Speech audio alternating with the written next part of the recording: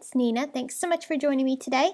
Today I have the pleasure of joining in the Simon Says Stamp Spring Plush Blog Hop. This is a blog hop celebrating their newest release, and I'm going to be showcasing their Cute Chicks stamp set, which is also part of the new release, and I just love these little birds. We're going to be creating an extended card today using these little critters. So here I've got the Cute Chicks stamp set. There are so many adorable images in this set, and it can be used year-round. There are so many different sentiments that you can use for a variety of different cards. I'm going to be stamping my critters first onto some cardstock. I'm using some Simon Says Stamp Intense Black ink because I'm going to do some Copic coloring. And I'm going to be coloring all the critters separately and then cutting them out so that way I can put them onto my scene. So I'm going to stamp a bunch of them onto some cardstock, and then I'm going to go ahead and stamp a couple more on some other cardstock as well. Before I do that, though, I'm going to go ahead and mask off one of the little birds here because I'm going to put the little flag that is included in this stamp set in his wings. So he's going to be holding the little flag. Got to stamp that down, and then I'm going to go ahead and remove my little tape. I just used the tape to go ahead and mask off his wing, but you could go ahead and cut a full mask if you wanted to. But because it was just a small little piece, I figured a piece of tape would be just as good. And I did the same thing on a separate piece of cardstock for this other little chick. He's just so adorable. I love these little birds. They're so cute. So I'm going to do my Copic coloring, and I'm going to have all the colors that I'm using listed on the side of the screen so you can replicate the color combinations if you like them. I'm going to play some music while I do my coloring, and then I will come back shortly when we go ahead to start the next step of the card.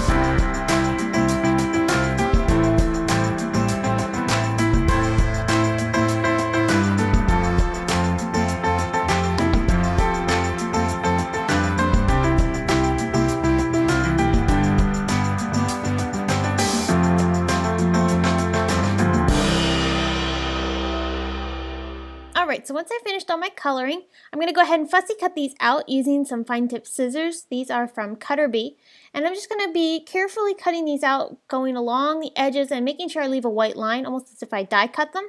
The best way to trim out images like this is to turn your paper rather than the scissors. You'll get a much cleaner line. So here is our bird all cut out. Look how cute and adorable he is. I'm going to cut out all the other images just the same way, so then I'll be able to have those for my card.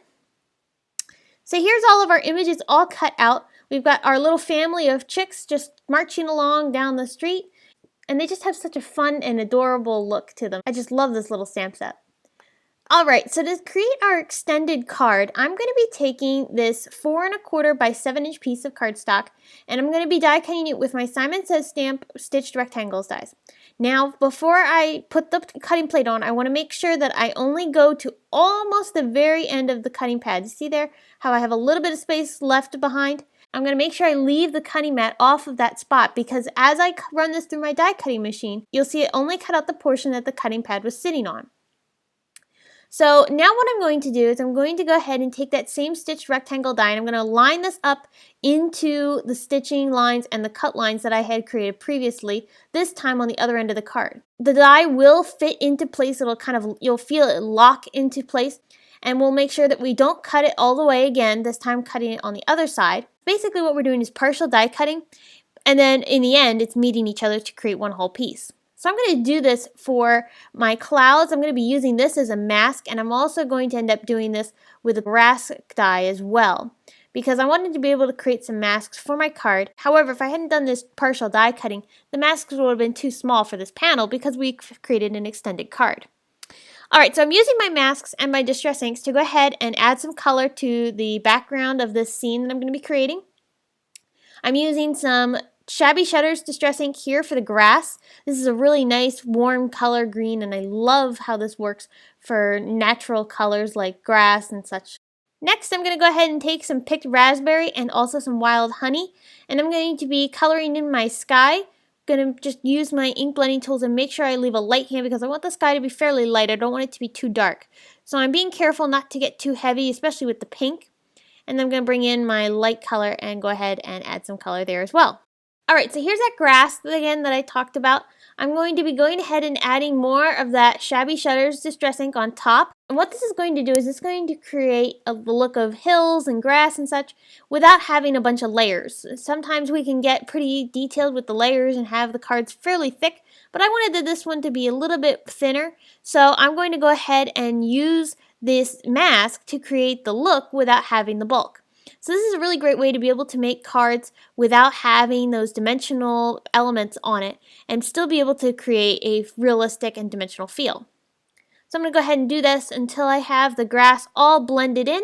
And then once I've added the ink blending, I'm going to go ahead and take my Copic markers and go back over top with some stippling to add a little bit more texture. You're definitely able to go over top of your distress inks with your Copic markers. It won't harm the tips. And I'm just doing that here to go ahead and add a little bit of texture to my grass. Alright, so here I've got my little chicks lined up so that way I can decide where I'm putting the sentiment. I've decided to put it on the right hand side. I'm going to go ahead and prep the area with my powder tool. I want to make sure I get it nice and covered with the powder because I have put a lot of distress inks on it. And even though I've dried it, distress inks are very, very wet. So I'm going to make sure I get lots of powder on there to make sure I eliminate any static cling or anything like that for the powder to stick on. So now I'm going to take my Versamark ink and I'm going to go ahead and ink up my stamp, and then I'll go ahead and press that down. Then I'm going to go ahead and take some gold embossing powder and I'm going to put that over top, and then I'll heat set that. Now I'm going to put the little sentiments inside the banners here. I'm putting the words chirp and whoop on the little banners. I just love this because this is a birthday card, so I want it to have a woohoo kind of feel. Here I'm going to take some foam tape and I'll apply this onto the back side of all of my critters. I'm going to make sure I get lots of dimension here with these, and I'll go ahead and remove all the backings and line them up onto my card. And right when I'm lining them up onto my card here, I'm making sure not to press them down firmly yet, because I want to be able to give myself some play time to be able to make sure that if I don't like the placement of one of them, I can go ahead and just carefully move it off of the paper and shift it down to make sure that I get it in the right spot. If you press it down too quickly, it will go ahead and adhere to the paper and you won't be able to do any sort of adjustments or anything like I'm doing here. I've decided to put the word chirp behind the big chick and then put the word whoop on the other side.